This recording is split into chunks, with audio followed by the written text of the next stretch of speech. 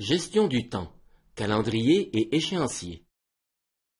Dans cette capsule portant sur la gestion du temps, nous présenterons le calendrier annuel d'activité générale du programme FRC. Nous vous proposerons des éléments qui devraient faire partie de votre calendrier d'équipe. Finalement, nous ferons un survol de la saison de construction en présentant un échéancier idéal. Construire un robot fonctionnel en 6 semaines, quel défi!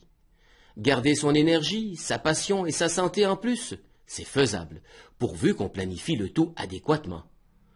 Le temps pris à planifier les divers aspects du programme est un réel investissement.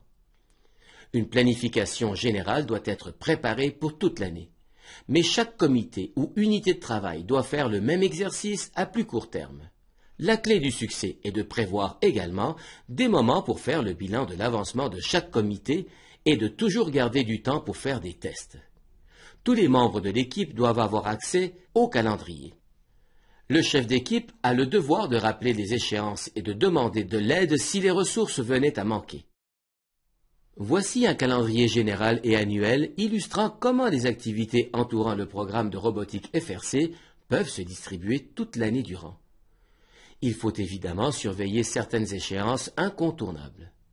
Les dates d'inscription de l'équipe aux événements, le lancement annuel du défi, la période de construction, la fin de la période de construction correspondant à la date de mise en sac scellé, les dates limites de mise en candidature au prix, les dates de compétition. Chaque équipe est évidemment invitée à composer, moduler et enrichir son propre calendrier annuel d'activité. Au-delà des dates butoirs imposées par le contexte de la compétition, les équipes doivent composer leur propre calendrier d'activité. Les éléments à l'écran devraient faire partie de votre planification. Il est impératif d'afficher et de publier les calendriers et de les faire parvenir à la direction de l'école, sans oublier les mentors, les jeunes et les enseignants. Convenez aussi d'un moyen de communiquer les changements, y compris à la direction. Voici un échéancier très sommaire portant spécifiquement sur la période de construction du robot. Un échéancier beaucoup plus précis sera proposé dans la capsule de gestion de projet. La numérotation des jours débute à la journée du lancement. Il s'agit d'un échéancier idéal s'appliquant aux équipes les plus expérimentées. Les équipes moins expérimentées devraient considérer cette proposition comme un objectif à long terme. Chaque comité ou unité de travail établira son propre échéancier de travail.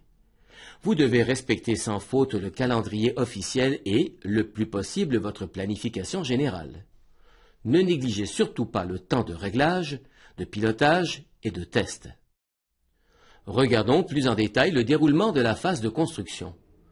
La première semaine qui suit le lancement annuel du défi doit être consacrée à l'établissement de la stratégie d'équipe et au début du design du robot. À la fin de la semaine, la conception et même la construction de la base pilotable devraient être en cours et vos mécanismes en phase de prototypage. La deuxième semaine est dédiée à la construction de la base pilotable, des mécanismes et du panneau électrique. La programmation devrait également débuter à ce stade.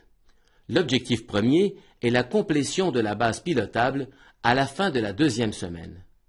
De cette façon, en fonction de l'avancement de la programmation, votre équipe pourra débuter les tests de mobilité et d'autonomie de la base pilotable.